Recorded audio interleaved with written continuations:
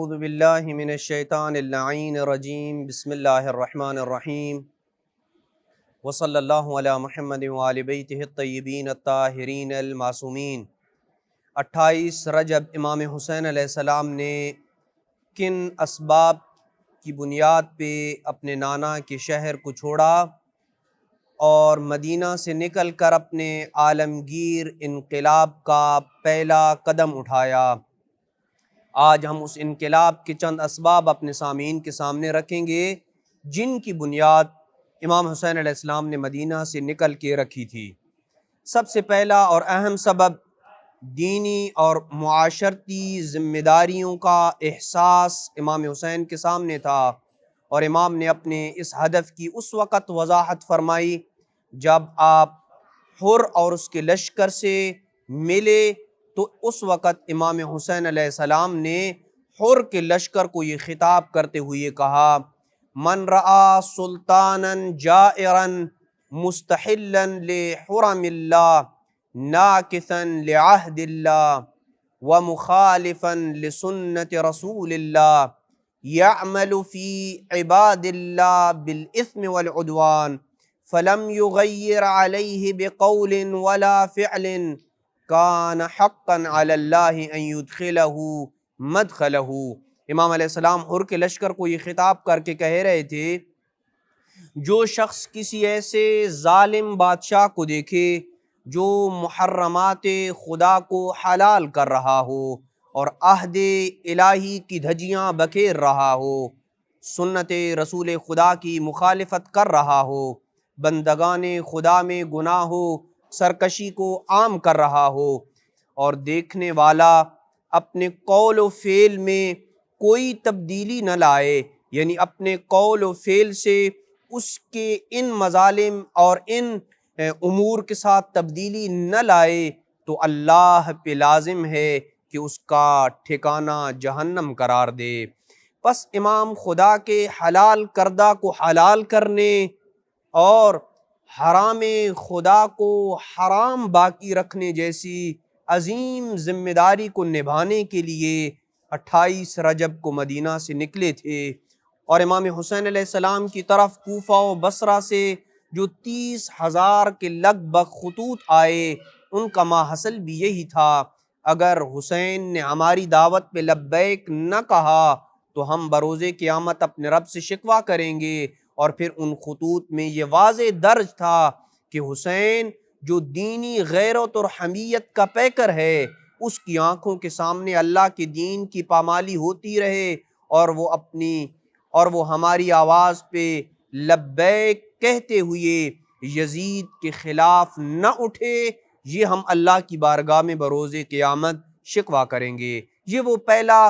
سبب تھا جس کی وجہ سے امام حسین علیہ السلام نے اپنی دینی ذمہ داری کا احساس کرتے ہوئے مدینہ سے یزید کے خلاف علم بغاوت کو بلند کیا۔ دوسرا سبب امام حسین علیہ السلام کی طرف کوفہ و بصرہ سے ہزاروں کی تعداد میں خطوط کے آنے سے امام حسین علیہ السلام پہ حجت تمام ہو چکی تھی، اور کفر و الحاد، ظلم و جور کے خلاف اٹھ کھڑے ہونے کے علاوہ کوئی اور رستہ نہ تھا۔ اور جیسا کہ ہم نے عرض کیا کہ وہ ان خطوط کے مضامین کے اوپر مشتمل تھے کہ اگر وہ یزید کی حکومت کے خلاف نہ اٹھتے تو اہل کوفہ امام حسین علیہ السلام کو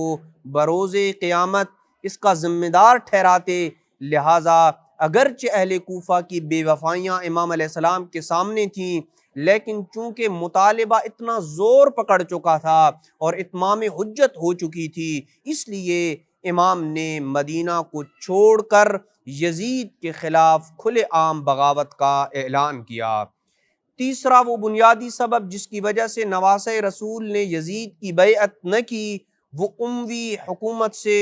اسلام کو لاحق خطرات سے ابدی تحفظ دینا تھا، اور اگر سید الشہداء کھڑے نہ ہوتے تو اموی حکومت اسلام کی جڑوں کو کاٹ دیتی۔ اس لیے یزید نے یہ کہہ رکھا تھا اور اپنی حکومت کے آغاز میں یہ نعرہ بلند کیا تھا: لعبت ہاشم بالملک فلا خبر جاء ولا وحی نزل یعنی نہ کوئی وحی آئی ہے، نہ قرآن ہے، نہ جنت ہے، نہ جہنم ہے، نہ حساب و کتاب ہے، یہ تو حکومت کا ڈھونک رچانے کے لیے بنو ہاشم نے ایک کھیل کھیلا تھا۔ پس سید الشہداء امام حسین علیہ السلام نے یزید کے جب اس نعرے کو سنا تو مثلی لا یبایع مثلا کا نعرہ لگا کر کہا میں اپنے مقدس خون سے اسلام کی آبیاری کروں گا۔ پس یہی وہ سبب تھا کہ امام حسین علیہ السلام کھڑے ہوئے اور کہا کہ میں اپنی جان دے دوں گا لیکن اسلام کا نام و نشان مٹنے نہ دوں گا، اور قیامت کے سورج کے طلوع ہونے تک جگہ جگہ پہ لا الہ الا اللہ اور محمد الرسول اللہ کے نعرے بلند ہوتے رہیں گے۔ جاہلیت کا دین واپس آ جاتا اگر امام حسین علیہ السلام قربانی نہ دیتے۔ نبی اکرم صلی اللہ علیہ وآلہ وسلم کی ساری کوششیں رائے گاں چلی جاتیں، پس امام حسین نے اپنی قربانی دے کر اسلام کو بچایا، اور یہ سچ ہے کہ اسلام محمدی الوجود ہے وہ حسینی البقاء ہے، یعنی اسلام کا وجود تو محمد مصطفیٰ سے چلا ہے لیکن اسلام کی بقا حسین کی قربانی کے مرہون منت ہے، اور یہی وجہ ہے کہ رسول اکرم نے بار بار کہا تھا حسین منی وانا من حسین۔ یہ وہ تیسرا سبب تھا۔ چوتھا وہ سبب جس کی وجہ سے امام حسین علیہ السلام نے مدینہ سے یزید کی حکومت کے خلاف علم بغاوت بلند کیا، وہ خلافت اسلامیہ کو ان اموی حکمرانوں سے پاک کرنا تھا جو بغیر حق کے منبر رسول خدا صلی اللہ علیہ وآلہ وسلم کے اوپر بیٹھ گئے تھے، اور اسی خلافت اسلامیہ کے ذریعے امام علیہ السلام معاشرتی عدل و انصاف کی بنیاد رکھنا چاہتے تھے، اور اہل کوفہ کی طرف جو امام علیہ السلام نے خط لکھے تھے پہلے خطوط میں ہی آپ نے اس سبب کی طرف اشارہ فرمایا کہ مسلمانوں کی امامت اور قیادت و راہبری کے لیے امام و قائد میں کن اوصاف کا ہونا ضروری ہے۔ امام نے اپنے خط میں یہ لکھا تھا فَلَعُمْرِي مجھے میری جان کی قسم مل امام الا العامل بالکتاب، امام وہی ہوتا ہے جو کتاب خدا کے اوپر عمل کرنے والا ہوتا ہے، والآخذ بالقسط والدائن بالحق، کہ امام وہی ہوتا ہے کہ جو کتاب خدا کا عامل ہوتا ہے، انصاف کا دامن تھامے رکھتا ہے اور حق کو عدل پہ مبنی فیصلے کرتا ہے، اور اپنی ذات کو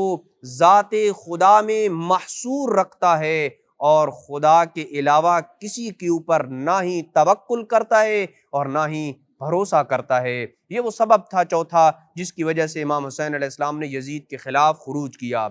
پانچواں وہ سبب جس کی وجہ سے امام حسین علیہ السلام نے یزید کے خلاف خروج کیا وہ یہ تھا کہ کسی بھی معاشرے اور فرد کی زندگی میں اقتصاد ریڑھ کی ہڈی کی حیثیت رکھتی ہے، اور حکومت بنو امیہ بیت المال کو یوں لوٹنے لگی تھی کہ امیر شام نے یہ واضح کہہ رکھا تھا کہ یہ مال خدا ہے اور مسلمانوں کا مال نہیں ہے، اس کے اوپر اگر سب سے زیادہ کسی کو حق ہے تو میں ہوں جسے سب سے زیادہ اس مال خدا کے اوپر حق ہے۔ پس ان اموال کے ذریعے لوگوں کے ضمیروں اور دین کو خریدا گیا، بیت المال کے دروازے ان افراد کے لیے کھول دیے گئے جو اموی حکومت کی مدح و سرائی میں جھوٹی روایات بناتے تھے اور ایسی روایات کی جال سازی کرتے تھے جس سے اہل بیت کی قدر و قیمت کم ہو۔ یہ مال فسق و فجور پہ خرچ کیے گئے، جبکہ پورے عالم اسلام میں بھوک و افلاس کا دورہ تھا، ہر طرف غربت کا عالم تھا، لیکن شام میں بنو امیہ کی کرم نوازیوں سے لوگ خوشحال زندگی گزار رہے تھے۔ پس امت کو اس اقتصادی بحران سے نکالنے کے لیے اور معاشرتی زندگی میں توازن پیدا کرنے کے لیے سید الشہداء نے قیام کیا۔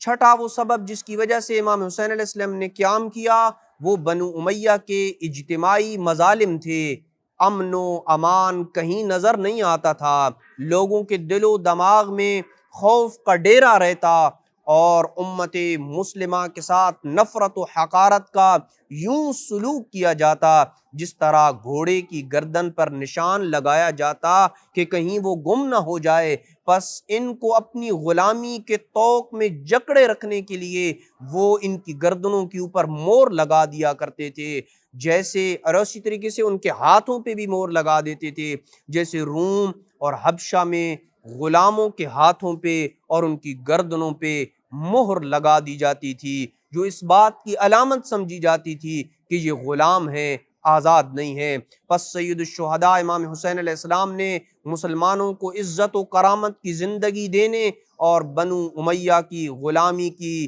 زنجیروں سے آزاد کرنے کے لیے مدینہ سے خروج کیا۔ یہ وہ اسباب تھے کہ جس کی وجہ سے امام حسین علیہ السلام نے قیام کیا۔ اسی سلسلے کی آخری ایک قسط جس میں ہم مزید کچھ اسباب کو بیان کریں گے کہ جس کی وجہ سے امام حسین علیہ السلام نے مدینہ سے خروج کیا۔ وصلی اللہ علی محمد وآل بیتہ الطیبین الطاہرین المعصومین۔